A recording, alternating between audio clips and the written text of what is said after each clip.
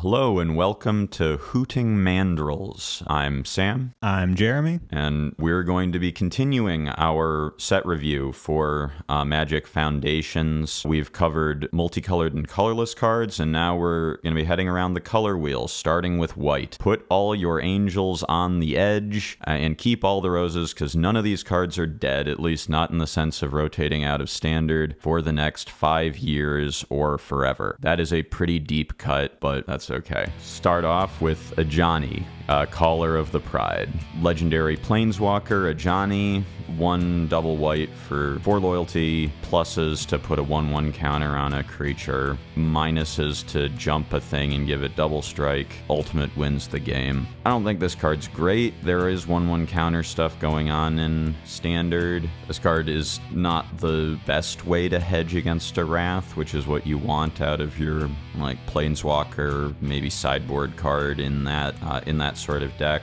It's here. Right, yeah, that was kind of my thought. It kind of does a lot of things, but those things aren't exactly cohesive. You almost wish that the plus was just to create a cat token or something. I mean, I get it, like powering up your creatures is good, but yeah, three mana Planeswalkers are usually playable, but I don't know that this one is going to be super strong in any format. Yeah, it's a reprint. It's already in Pioneer anyway, yeah. Might see some play in Standard. It's around forever. Moving on. Angelic Destiny. This is also a reprint, but it's an older one. 2 and 2 white. Enchant creature. Enchanted creature gets +4/+4, has flying and first strike, and is an angel in addition to its other types. And when enchanted creature dies, you return this to its owner's hand. So sort of like a Rancor?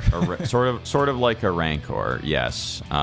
Enchanted creature does have to die, and yeah, so no Sunfall. Standard has Sunfall and always has a lot of exiling removal, but this card could be okay as a curve topper in an Aura Z enchantment-y deck. It's big, or it's a big buff if your creatures are dying, and that's the reason that's a problem. That's the problem that your Aura's deck is facing. You know, I could see a world where being able to get this back and threaten to pop it on a Fountain Port Fish or whatever to close out games could be reasonable. Yeah, I see what you're saying. I do think that you don't want to play stuff like this in your Aura.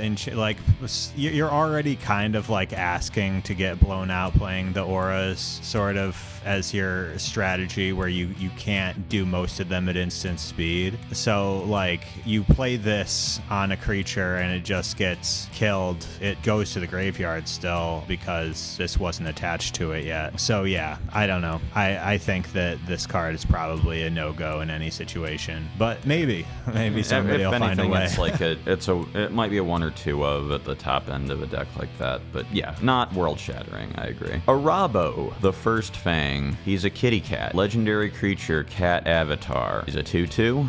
Other cats you control get +1/+1, and whenever Arahbo or another non-token cat you control enters, create a 1/1 white cat token. So this is a good lord for cats. Cats in Standard are a little fillery, but there is the filler there. Stuff that you can play. A few other 3-drop cats that, you know, Kutzel's Flanker is a pretty popular sideboard tech card. I like Kutzel, actually. I played a fair bit with 1 to 2 copies of him in Alchemy and liked him okay in decks that he sort of interferes with stuff. If he can turn him on, he's really good. Yeah, there are enough cats at 1 and 2. They're not quite of Standard power level, but they are close enough that maybe. Mockingbird is also in Standard, so if you want to like rely heavier on your better cats, maybe it's possible.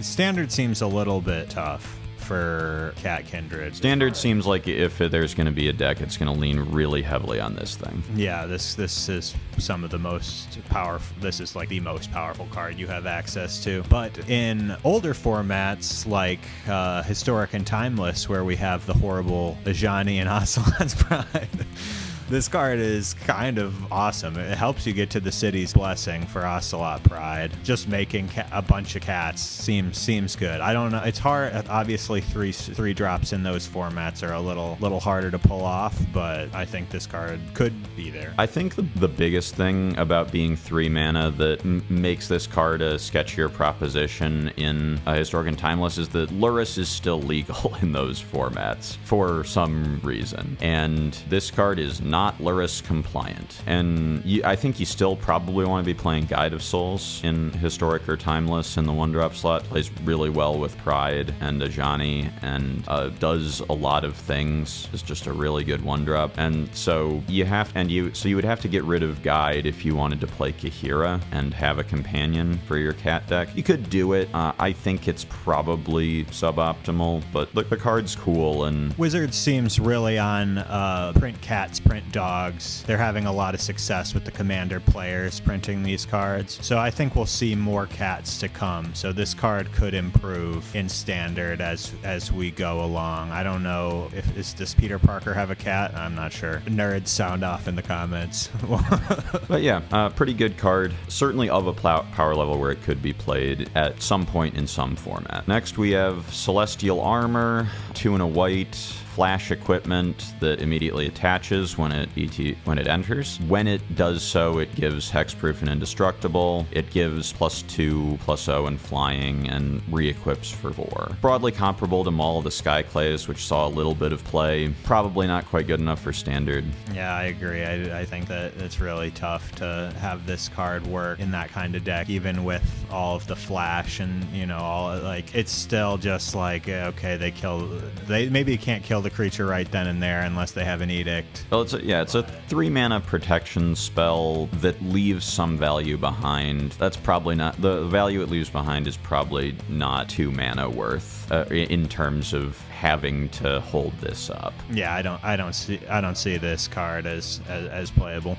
A wall, Crystal Barricade, 1 and a white, artifact creature wall, 0/4, defender. Used to just be walls can't attack. You have hexproof. So once this comes down, you are safe from duress or not bolt wave. Bolt wave is the deal 3 to each opponent. One that one still goes good. You can't get Boros Charmed once this thing comes down, and prevent all non-combat damage that would be dealt to other creatures you control. So sort of like a flag bearer for damage-based removal.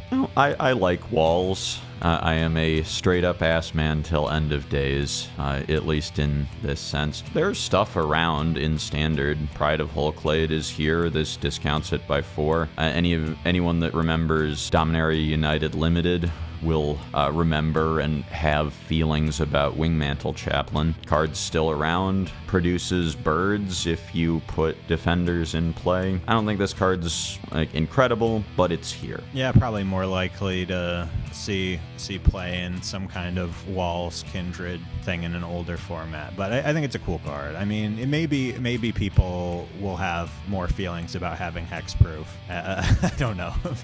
I don't see, obviously we're never getting Lightning Bolt into Standard, so I doubt that direct damage spells are going to be something people really worry about. But Right. Skyknight Squire. 1 and a white, a creature, cat scout. Whenever another creature you control enters, put a 1/1 counter on this creature. As long as it has 3 or more 1/1 counters on it, it has flying and is a knight in addition to its other types. Starts out as a 1/1. They did it. They gave me a true Wudge in Magic, in Standard.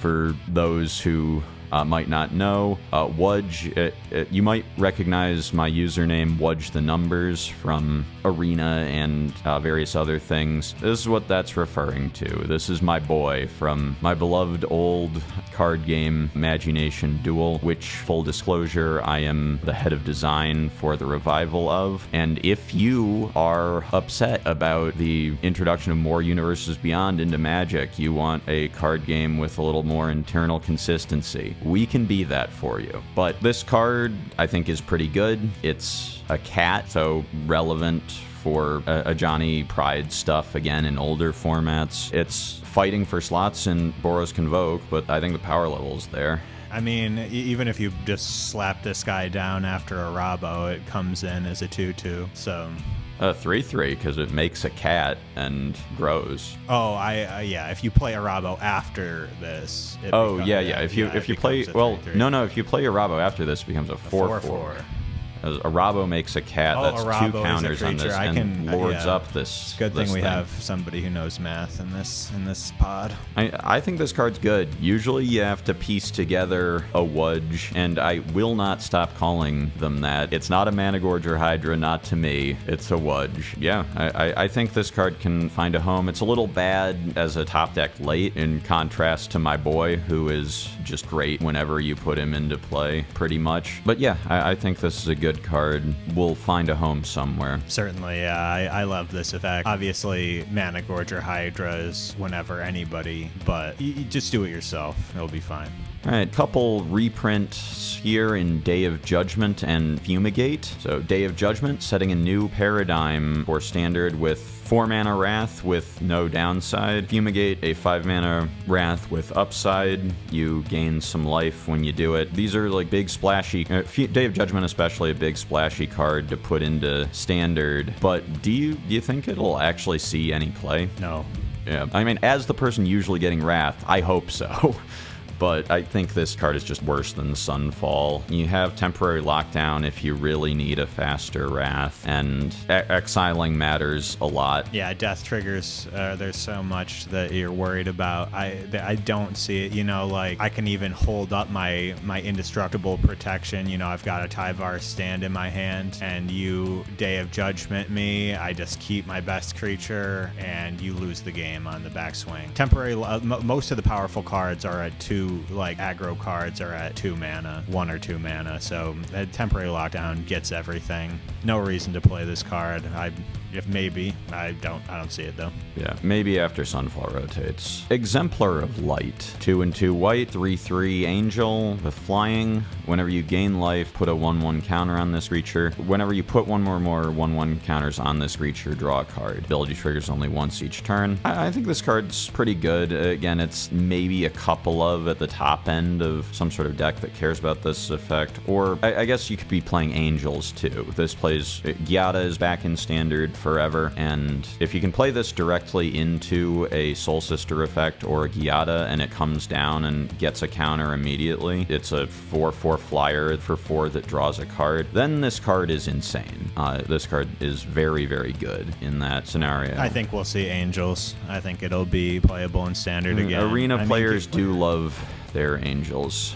I'm sure that all Magic players love playing life gain across every format I've ever played. Giada, I hate that card, obviously, as somebody trying to deal damage. Just so annoying, but the Giada's not even the annoying part, I guess. It's just so powerful. Like, angels are so powerful and annoying, and we don't even get to be an infect player or anything to spite them. So, it is what it is. These cards are coming in. They'll be annoying to everyone who isn't playing them, and I think that both of these cards will see play in Standard at least. All right, next we have Herald of the Eternal Dawn. Another card I hate. Yeah, speaking of cards that Jeremy hates, 4 and 3 white, 6/6 angel, flash, flying. You can't lose the game, and your opponents can't win the game. So flash in 'em angel, if you will. And many of us, the Eternal Dawn of this card's time in Standard, get flashed by this card and be scarred by it. But I don't think it's very good. But it will meme on some people. It's gonna be like, I think Reanimator is probably going to exist as a deck, and maybe you play this in the sideboard, maybe you play it as a 1-of in the main deck. I don't know, I just hate this sort of thing. I lost to Platinum Angel playing Modern Slivers 10 years ago, and I never forgave myself for not being able to take care of it at the time. Yeah, I hate effects like this. I hate that I'm going to have to play destroy creatures with flying in all my green decks in the sideboard at least, just so I don't lose to this thing. I'd rather lose like multiple other matches than ever lose to this card, but it is what it is. I'll stop complaining about it, and white players will have fun playing this atrocity. Okay, so next up we have Raise the Past. 2 generic white sorcery. Return all creature cards with mana value 2 or less from your graveyard to the battlefield. So this is kind of cool. useful. You know, we've been seeing a lot of white reanimate abilities targeted at 3-cost creatures, but to be able to bring back all the little guys is kind of fun too. Yeah, this is sort of like Rally the Ancestors, which saw play in the Amalia deck in Pioneer until Amalia got the Axe. There's some like sacrifice aristocracy effects that can sort of set this up. Amalia can mill over a lot of cards. You have Elasil Core, who is both a Soul Sister and sort of half a Blood Artist. There could be a deck around this. It's cool. Yeah, I think there could be something going on here. Probably, you're right, black-white is the most likely target. I mean, it could be kind of fun in some kind of red-white aggro if they're like kill spell. You know, it's kind of hard because like Torch the Tower and all of the anoint and you're exist. So sometimes your graveyard doesn't fill up, but because of the way the red decks work, you sort of force them to play exiling removal, because if they don't, the Heartfire Hero's Death Trigger just kills them. Yeah. But yeah, this card could have a deck around it. Here's a card that won't.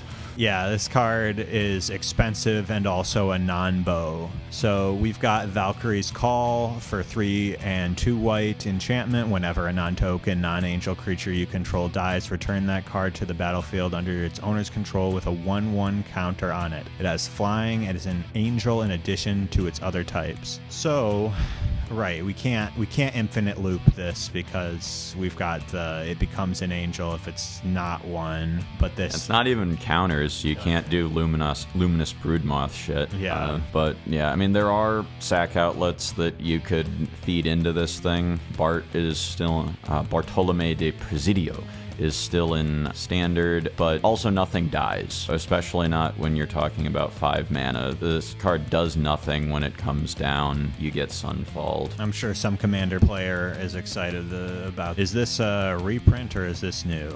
I think it's new. I could be wrong about that. It's sort of Who knows? New player Commander-y kind of card. Probably okay in limited.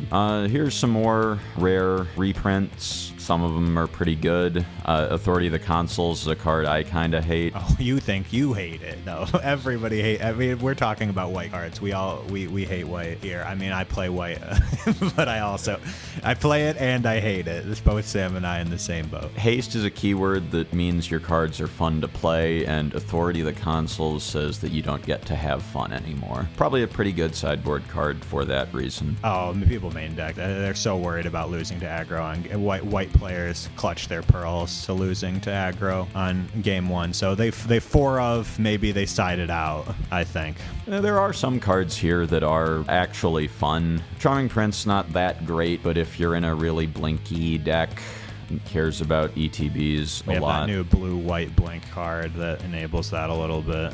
Yeah, maybe. Felidar Retreat, Landfall, both landfall modes are a fun thing to have happen for playing the game anyway. Talpa's Keyword Soup, if you're trying to do Urborg Scavenger's Soulflare things. Regal Caracal is a top end for your Cats deck, maybe. Lyra's a big dumb Baneslayer Angel for decks that care about that out of the sideboard. Moving on to some lower rarity cards. Start with Ajani's Pridemate. They print a lot of Ajani's Pridemate style creatures, and they print them at rare, so they have to be better. Amalia is like Ajani's Pridemate, but it means that you don't flood, usually.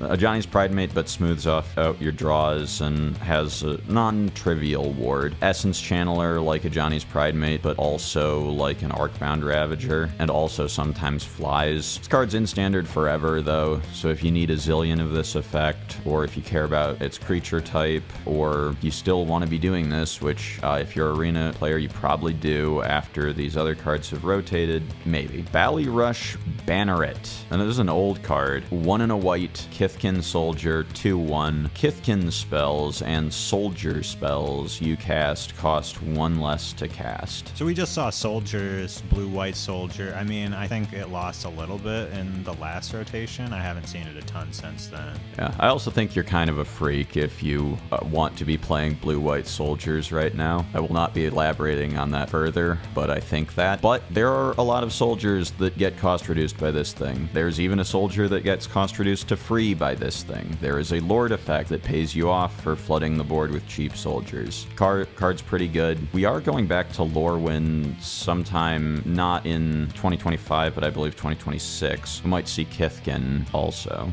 I'm assuming that we'll see a Kithkin if they're printing this into Foreverness. And here are some sideboard cards that are here to yuck your yum if you're playing fun colors instead of white. Devout Decree, exile target creature or planeswalker that's black or red, scry 1, so just no downside removal spell out of the sideboard in a lot of matchups. Knight of Grace, this one might be good enough to main deck. 2/2 Knight with first strike, hexproof from black, blanks a whole lot of popular removal, and gets +1/+0 as long as any player controls a black permanent. So if you're in black-white, you could maybe play this card, and just like if you are playing, I don't know, the Hopeless Nightmare or that sort of card, or just putting black permanents into play, this thing might be a 3/2 first strike enough of the time that it's just main deckable. Yeah, I think a large percentage of standard meta right now is black. I mean, it seems that way to me. I haven't actually queued into standard in a minute, but like